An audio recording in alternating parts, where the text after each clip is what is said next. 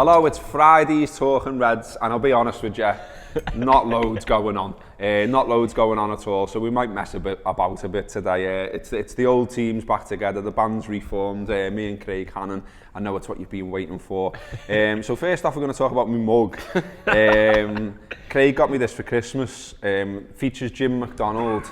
Can you see that, Joe? Yeah, is that all right? You want me to go back? You want me to turn it? It basically says it says you're lucky to be alive. It should say so you are. Oh yeah, it says so you're on the back. There you go. Basically, because I do like a shit Northern Ireland impression to Craig all the time. You know, because I'm a bully and not in the workplace, basically. Okay, should we talk about the Reds anyway? Because it is Talking Reds. That's the idea, isn't it? Okay, so another little bit of admin as well. Paul Cope was on yesterday, making his debut on Talking Reds. And an interesting comment in the comment section. I don't want to misrepresent the lad, so I'm going to actually quote it word for word. Get the wording right. So, Let Me Eat Cake commented, this new guy is good, give him more of a run out. That's nice, isn't it? Yep. And 11 people like that, that's nice. But then James Lambry, around about 12 hours ago apparently, he replied to Let Me Eat Cake saying, I'd let him pork my bird. Wow. So that was quite the leap. That pure poetry, that, isn't it? Yeah, what do we have to do to receive such adulation? Do you know what I mean? Yeah, all that happens when we come on is you get your hair ripped. Yeah, like Lego head or whatever was yesterday's. And people have a go at me for me politics if I ever mention that. So I'm not mentioning that today. But Cope comes on once and people are saying you can sleep with me missus. You gang of pricks. Yeah, quite the leap that. Okay, so how do you feel Talking Reds is going?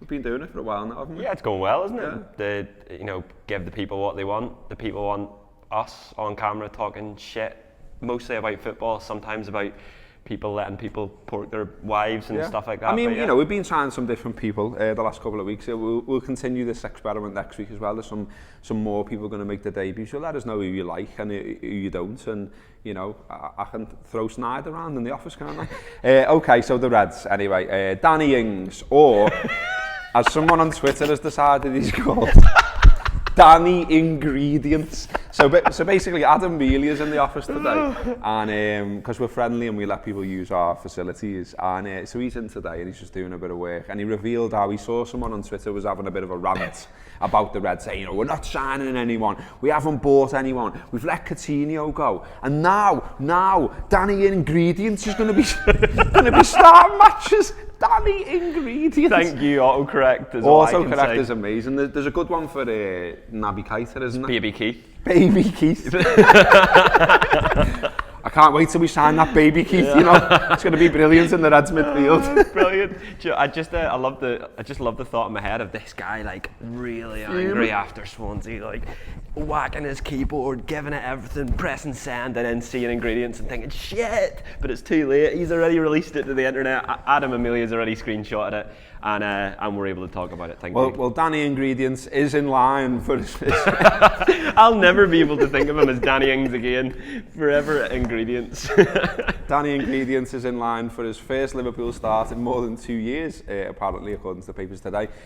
He hasn't played for the Reds from the start of a match since he scored in the 1-1 draw with Everton, October 2015, Brendan Rodgers' final game in charge, so he hasn't started under Klopp. He's obviously had 2 major knee injuries since then, and all he's had is 7 substitute appearances since that Merseyside derby, including 17 minutes against Swansea. And he did have a chance there, didn't he? And probably put it a bit too close to the keeper, if we're all being honest. I think he scored 8 for the under-23s this season. But so how do you feel about the prospect of, we've been bigging up the FA Cup all week, haven't we? And we've been saying it's really important to bounce back for one, but also to try and win something, because we haven't won a trophy since 2012 now, and even when we won that was the worst one to win, and then before that it was 2006. So in general we need to win trophies. So how do you feel though about him shaking the team up? I mean, there are 3 games in 8 days. So we've got West Brom, Huddersfield on Tuesday, and then Spurs next Sunday. He's going to rotate, isn't he? Yeah, he's going to have to. I think we talked about how he got the rotation spot on over Christmas, and everyone talks about a busy Christmas period, and then we've had a few weeks here where it's just been a nice sort of 6-day, 7-day gap between games, but now with it being the business end of the season, really the next 3 months are going to be hectic. So he's going to have to rotate. I think first and foremost, it's nice to see Danny Ings come back and Danny Ingredients. Sorry, excuse me. Danny Ingredients is, I'm happy to see him back in the team because he's overcome 2 major knee injuries, and for him to, we hear about like his mental strength, and Klopp's talked about how hard he worked when he was off and he was Is injured. he good enough though?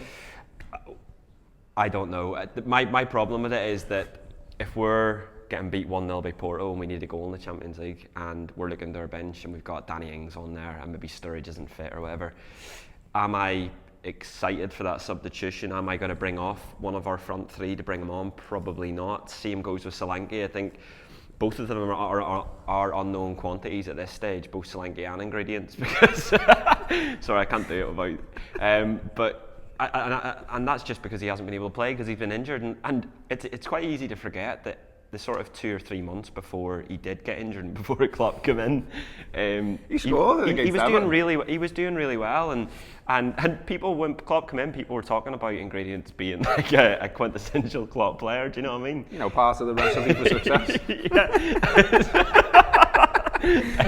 But yeah, no, like, all being serious, it's nice to see him come back after injuries, but whether he's good enough, well, you know what, we won't know until we see him play. We won't know him until he's got to have 90 minutes. I mean, you kind of think he's not really had a run, has he? And when Klopp's been cooking up the success that has been the Reds, he's not throwing Ingredients in, has he? No. And so you kind of think like all of a sudden them getting a go now, it just feels a bit like you're leaning on lads that does he really trust them? Does he really rate them? Or is it just needs must? It kind of feels a little bit needs must to me, but especially after the Swansea game the other night, like it was the most frustrating thing to watch. And then when I saw Danny Ings come on, I thought, well, that is an advertisement for us having to make a new signing to bring someone new in, because the 3 up top weren't doing it. They were toiling, and we needed just some sort of spark, and we didn't get that from the bench really. It's the same with Woodburn though. I mean, like, look, I rate Woodburn. I really like him, but he is a young lad, and I just think as well, like, we as fans can talk all the time about him being a good player and he looks good and he's a good prospect and all that sort of thing, but ultimately the manager hasn't been picking him this season. And if all of a sudden now he starts picking him, you're like, well, why? Well, and why didn't you fancy him previously? And it does kind of feel like we're compromising a little bit in these players getting goals, really. And is there really no one out there in world football that we can't tempt to Anfield, in this window? Find it a little bit hard to take, to be honest, and that's why I think there's so much debate around it. And there's all that trust Klopp, believe in Klopp. He only goes for the targets he really wants and all that. I get all that, and by and large his hit rate in terms of who he's bought has been pretty good, but it just kind of feels like we're saying the same things all the time. But we're in a good place as a club right now. We're in all the competitions we want to be, pretty much. We're in a good place. We can win things this season. So let's give it everything we've got. And to sort of get, for the windows are just closed now and business is done, that would be a little bit of a disappointment, won't it? I think that's where the frustration comes from. These things aren't black and white. You're allowed to be happy with how Liverpool's form's been up until Swansea. And like the manager and everything else. And really like the manager, and fully believe that he's the one manager that can take us back to winning trophies and eventually win a league. I genuinely believe that is the case. But it's also okay to question his, question some of his decisions, whether it's in a game, his in-game management, whether it's the way he works in the transfer market. These things aren't black and white. You're allowed to do one and then do the other as well.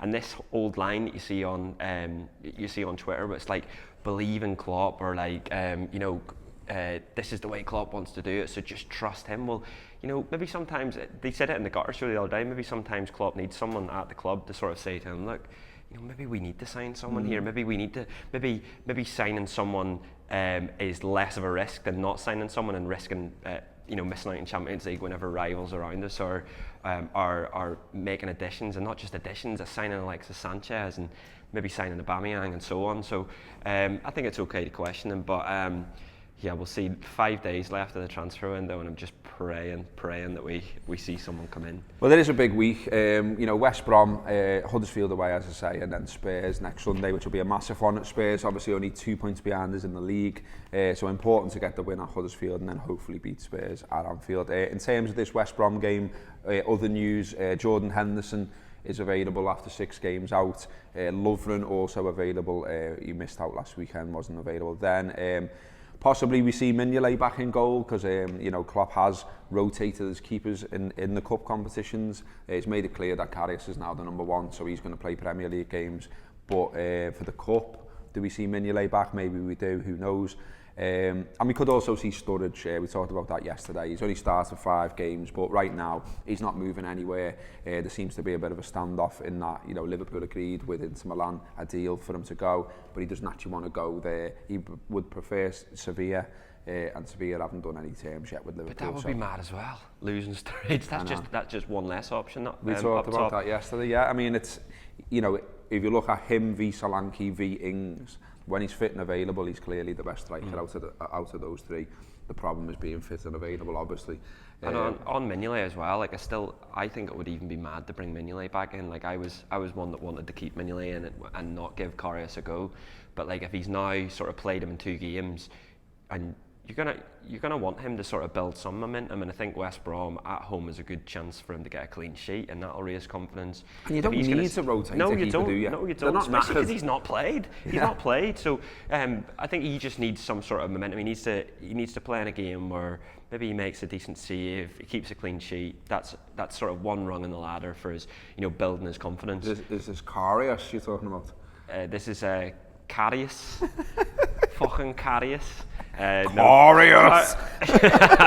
No. Fuck's sake. Now you see why I've got the mug, you see, you know what I mean? Okay, well, we've had some Reds chat there. We're going to be back in a second and we're going to look at the papers.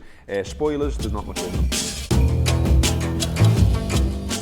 All right, back with the newspapers then. I've got to be honest with you, there's not a lot in there today. Don't say that, Gareth. But there's just not much to talk about. There's loads. Just before we rolled on this second section, this just fell out of one of the newspapers. Now, I kind of think this is more interesting than the stories that are in the newspapers today. It's some Liverpool FC Liverbird ladies' earrings. They're nice, aren't they? Have you got that, Joe? I mean, I don't know about your girlfriends out there, but if I went home with them, I'm pretty sure I'd get bin bagged. But they're yours for just 3 instalments of $19.99 plus $6.99 S&H. What does that mean? S&H. It's only like postage and packing, isn't it? But I don't know what S&H is. Answers on a postcard for that one. But yeah, lovely them, aren't they? I'll keep you keep that. You're going to get them for Rebecca, yeah? Might do. You could do his and hers as well. I could wear one, she could wear one. Well, because you're a culture, you've had your ears pierced before, haven't you, lad? Talking Reds newspapers.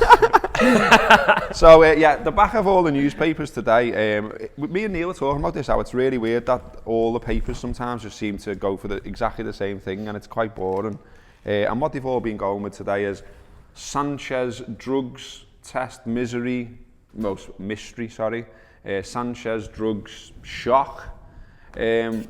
I mean, it sounds like really interesting, doesn't it? But when you actually read it, it's quite boring, to be honest with you. The story is that while he's been, you know, this long protracted move to Manchester United, he didn't do a drugs test because he literally wasn't at Arsenal. He was like on the road. He's been to Liverpool sorting out his passport or something, his work permit, whatever that is.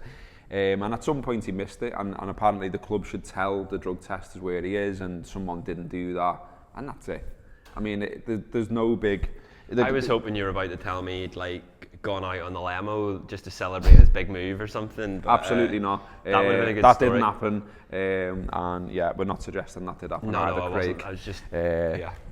I mean, you know, I've tried to train the staff in libel, and you know, it's a losing battle, isn't it? Well, I said I was hopeful. Anyway, yeah, so that didn't happen, no. What did happen is what I said. Okay. Which is boring. I'll tell you what. Back page, by the way, on that's every single newspaper. It really is a slow news day, and I like. There's loads of stuff about, you know, Conte's maybe not going to stay at Chelsea. Old story. There's more stories about Sanchez's move to Manchester United. We know. Even the back page, though, was misleading. Like drug shock, Sanchez drug shock. That's not a shock. No one's bothered. It's not that interesting. What is quite interesting, and I know this did get mentioned earlier on in the week, is you'll all be aware of the mad prices that have been put on the Porto game away. Manchester United as well were complaining about the prices. Sevilla were charging. And it's been going on for a while, this, in that when you get to the sort of latter stages of the Champions League, clubs, particularly in Europe, seem to decide to absolutely rip the fans off. And so Andy Hunters wrote something in The Guardian, and it's not being picked up in the other papers. They're too busy talking about Blag Sanchez stories.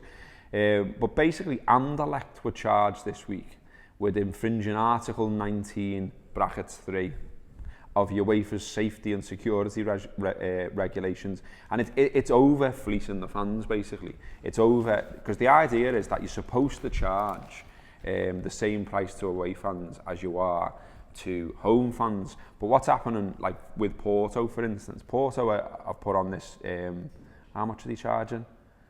Well, Manchester United fans are having to pay €101 for their game. Obviously, there's this thing now where Man United responded by overcharging Sevilla and all that sort of thing. But Porto, Liverpool fans are being charged €75. Liverpool have officially complained to UEFA about this. And what Porto are doing, they're basically blagging it, and they're saying, yeah, general admission tickets are €75 for our fans. So we're not breaking that rule that I just mentioned that Anderlecht are being done for. But what's happening is all the members at Porto are going to fill the ground, and the members are not being charged. They're being charged €25, obviously 50 less than the Reds who will be going over to Porto. And there are no general admission tickets. No one's taking them up because there isn't going to be any available. So they're just blagging it, and they're charging Liverpool 75, which is obviously bang out of order. UEFA typically have basically said breaches of regulations can result in disciplinary proceedings, but they also say they basically we encourage dialogue between clubs to resolve any dispute. I mean, for once, can they not have some teeth where they just say, you're clearly taking the piss, Porto. You're clearly taking the piss, Sevilla. Just knock the prices down and be fair to fans for once. It really annoys me. I mean, like, it feels like with tickets in the Premier League, we've got somewhere, haven't we, with the £30 cap. Well, with the away tickets. And that's been down to like the likes of Spirit of Shankly, Football Supporters Federation, various other fans groups lobbying for that to happen, and it's happened. It feels though in Europe that fans are less organised. So I know Spirit of Shankly have put forward the case over this Porto situation, but there isn't fans aren't coming together as one and saying, nah. Like Bayern Munich fans have complained repeatedly over prices, and you might remember that one where they had a huge banner with the pig and saying, is this enough for you, greedy bastards, or something like that on the banner. So they've been good. Spirit of Shankly have been good, but it kind of feels like there needs to be a coming together, like there was in the Premier League, where fans just go, we're not having this anymore. It's taking the piss. But does it surprise you though? It doesn't surprise me, but at some point it's got to stop, because Bayern Munich were boycotting matches and things like that, and that was talked about here as well. And obviously we had the walkout over the £77 and stuff like that. And I remember, Five Live and stuff like that were ringing me up saying, can we get a response to that? And I said, this should be a mark in the ground. This is the day where fans fought back, and the club backed down as well. This should be like the rest of the football world should go, you can do that. Fans can do that, because fans, when they come together, are a powerful thing, and clubs don't want to take them on. But unfortunately, they don't come together enough. And no, I'm not surprised, but I just think fans need to get together more and just say, no, we're not having this, because it's an absolute piss take. I mean, if you go to Porto, you've obviously got to fork out for travel, you've got to fork out for food, drink, everything else, and it all racks up, and you end up, you can be paying like the equivalent of a cheap holiday to get out there and go and watch a match. And then when the club on top of that are going, oh, well, it's a big tie, so €75, €100, ridiculous. It feels as if, because the ticket prices are so high in England for home games, it feels as if European clubs, whenever they see that they've drawn an English side, they can then take the piss a bit, because in their head that's what we're used to paying. Obviously we're not used to paying €75 for a ticket, or but sometimes close to it in terms of like main stand tickets. So it just seems as if they think, well, this is a great chance for us to take advantage of these fans. We saw it with United, Sevilla, and we've seen it with us again. And it just seems like it's just always going to be the fans that lose out in these situations, and it's always going to be the big wigs and the suits upstairs that that make the money from it, whether it's Porto or whether it's Liverpool. Just be nice, like I say, if you wait for showing some teeth for once. The current regulations aren't working, and you know, Anderlecht are getting done, but why aren't more clubs getting done? Because they're taking the piss.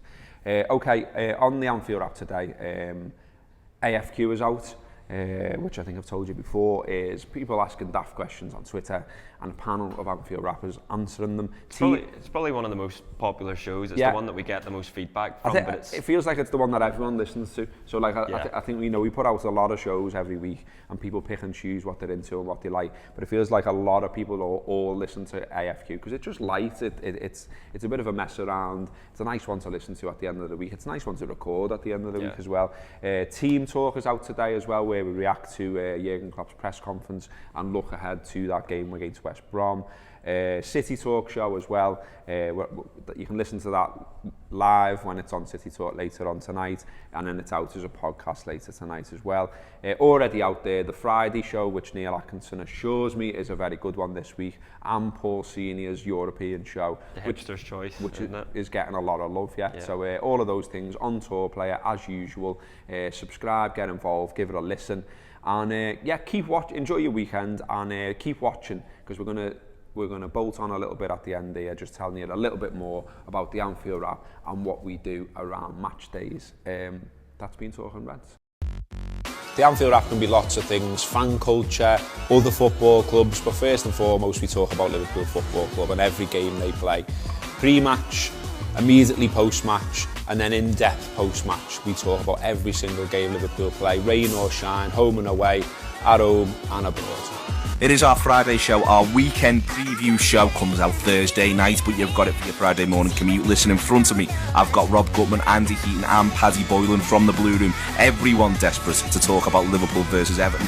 Before every Liverpool match, we preview those games. We watch Jurgen Klopp's press conferences. We have a look what the other manager's saying. We talk to opposition fans to see what they're thinking and how their team might line up. We think about how our team might line up too. So it's all you need as a preview for every single Liverpool match. But everything's good in this club at the moment. It feels good. But of course we have to deliver results. Once the final whistle blows on Liverpool's games, we head straight for the studio, emotions still running high, and we record our post-match show. We follow that with the review, when we sit down and we talk about tactics, substitutions, how each manager set up and how maybe they could have done things differently. Bring on your Internazionale.